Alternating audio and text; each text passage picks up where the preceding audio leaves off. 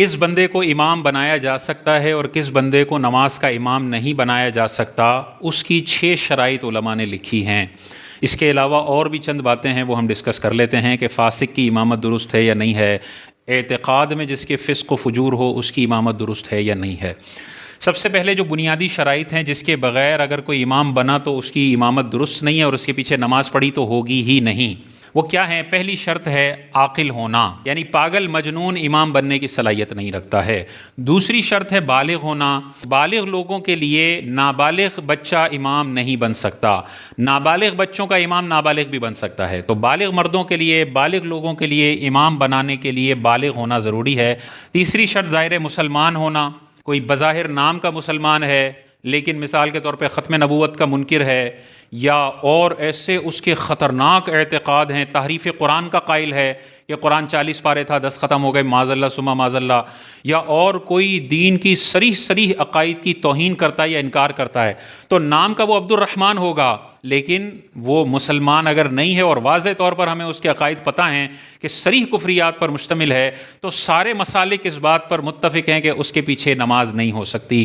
تو مسلمان ہونا ضروری ہے۔ چوتھی شرط امام کے لیے ضروری ہے کہ اس کی قرات درست ہونی چاہیے، یہ نہیں کہ بالکل کوئی عام سا بندہ ہے جس نے کبھی قرآن نہیں پڑھا اور وہ آ کے امام بن جائے اور الٹی سیدھی غلط طریقے سے سورہ فاتحہ پڑھ رہا ہے، غلط طریقے سے سورہ اخلاص، سورہ کوثر پڑھ رہا ہے، اس میں ایسی واضح غلطیاں کر رہا ہے جس سے نماز ہی فاسد ہو جاتی ہے، اس کا قاف صحیح نہیں نکلتا، کاف کر رہا ہوتا ہے، اس کا ہا صحیح نہیں نکلتا، ہا کر رہا ہوتا ہے، عین صحیح نہیں نکلتا، حمزہ کر رہا ہوتا ہے، قرآن کے لفظوں میں ہیر پھیر کر رہا ہوتا ہے، اور واضح طور پر آپ اس کی الحمد سنتے ہیں تو بڑی غلطیاں آپ کو نظر آتی ہیں، ایسے کو امام بنانا درست نہیں اور اس کے پیچھے نماز درست نہیں ہوگی۔ قرات صحیح ہونی چاہیے۔ پانچویں چیز یہ ہے کہ تندرست بندے کا امام تندرست ہی بن سکتا ہے،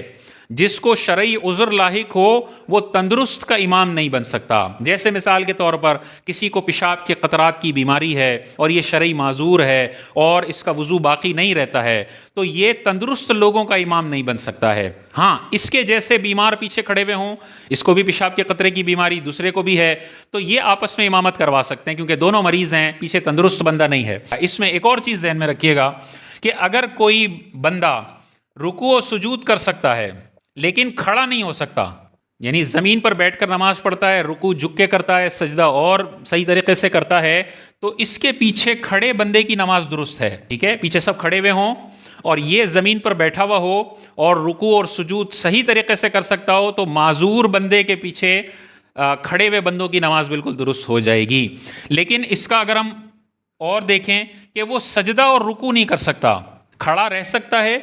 لیکن جب سجدے کی باری آتی ہے تو وہ کرسی پر بیٹھ جاتا ہے اور سجدہ اشارے سے کرتا ہے، اس کے پیچھے کھڑے لوگوں کی نماز نہیں ہوگی۔ تو کھڑا نہیں رہ سکتا، رکوع سجود کر سکتا ہے، اس کے پیچھے کھڑے لوگوں کی نماز ہو جائے گی، اور کھڑا رہ سکتا ہے، رکوع سجود نہیں کر سکتا، اس کے پیچھے مکمل تندرست بندوں کی نماز نہیں ہوگی۔ یہ اور چھٹی شرط ہے مرد ہونا،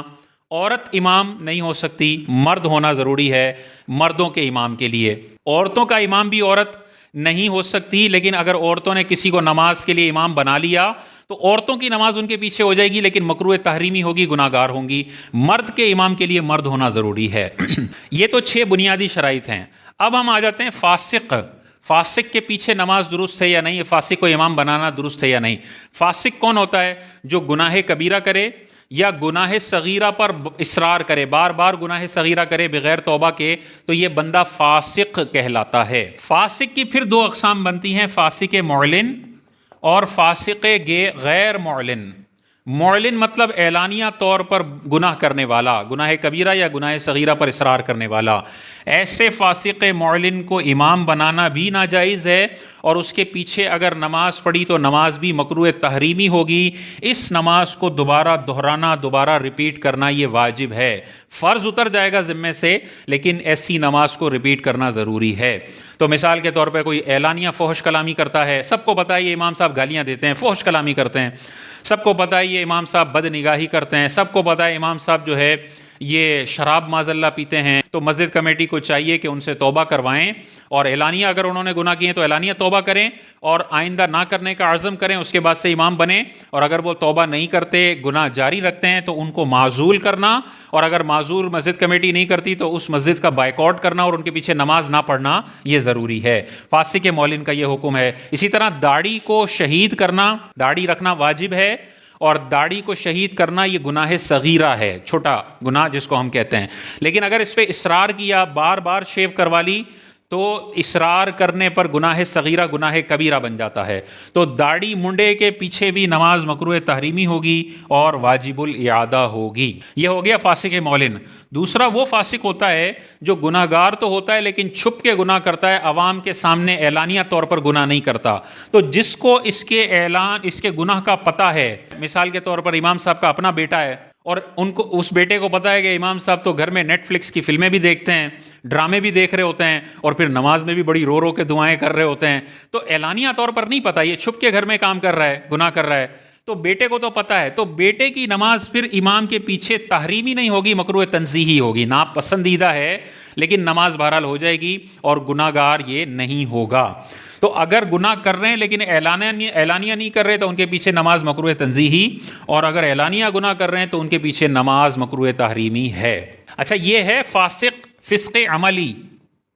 فسق کی بھی دو اقسام ہوتی ہیں، ایک عمل میں گناہ پایا جاتا ہے اور ایک اعتقاد میں گمراہی پائی جاتی ہے۔ جو اعتقاد میں گمراہی پائی جاتی ہے اس کو کہتے ہیں فسق اعتقادی۔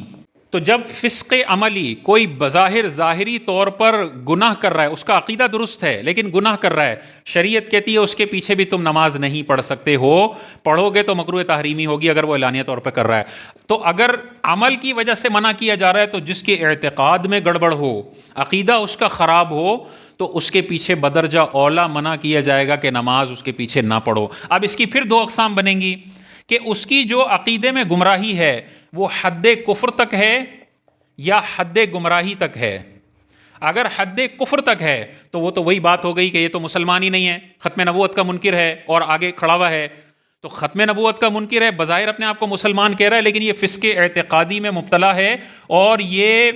اعتقاد میں ایسی بڑی غلطی ہے جو حد کفر تک لے جانے والی ہے، اس کے پیچھے نماز پڑھنا تو ہوگی ہی نہیں، جیسے ہندو کے پیچھے نہیں ہو سکتی ویسے اس کے پیچھے نہیں ہو سکتی۔ لیکن اس کی گمراہی حد کفر تک نہیں ہے، حد گمراہی تک ہے، یعنی وہ ایسی گمراہی میں مبتلا ہوا کہ اہل سنت سے تو خارج ہوا لیکن وہ مسلمان ہونے سے خارج نہیں ہوا، مثال کے طور پر، تو پھر ہم کہیں گے اس کے پیچھے نماز کا وہی حکم ہوگا جو فاسق معلن کے پیچھے نماز کا حکم ہے، کہ اگر وہ ایسا گمراہ ہے کہ حد کفر تک نہیں پہنچی لیکن گمراہیت اس کی واضح نظر آتی ہے تو پھر اس کے پیچھے نماز پڑھنا مکروہ تحریمی اور اس نماز کو ریپیٹ کرنا ضروری ہوگا۔ اس بندے کو چاہیے کہ یا تو دوسرے امام کو تلاش کرے، اگر دوسرا امام صحیح العقیدہ مل جاتا ہے تو اس کے پیچھے پڑھے، لیکن اگر قریب میں کہیں پہ بھی اس کو صحیح اویلیبل امام نہیں ہے تو پھر اگر 3-4 لوگ مل کے اپنی جماعت کرا سکتے ہیں تو اپنی جماعت کرا لیں، اپنی جماعت کے لیے بھی کوئی اویلیبل نہیں ہے تو پھر اس کو جماعت سے نہیں پڑھنے دیا جائے گا، بلکہ اس کے لیے حکم ہوگا کہ تنہا نماز پڑھے، اور تنہا نماز پڑھنے پر پھر جماعت چھوڑنے کی وجہ سے گناہ گار نہیں ہوگا۔ لیکن دو مسجدیں ساتھ ساتھ ہیں، قریبی ہیں، ایک میں گمراہ امام ہے، قراتیں خراب کرتا ہے اور دیگر اس میں خرابیاں ہیں، اور ایک میں صحیح العقیدہ امام ہے، تو پھر لازم ہوگا کہ صحیح العقیدہ امام کے پیچھے پڑھو، گھر میں نہیں پڑھ سکتے، جماعت واجب ہے۔ لیکن قریب میں یہی خرابیوں والا امام ہے اور باقی مسجد 5 کلومیٹر 4 کلومیٹر دور ہے اور بار بار جانا بہت مشکل ہے، تو پھر بندہ اپنی جماعت کروا لے یا گھر میں تنہا پڑھ لے گا۔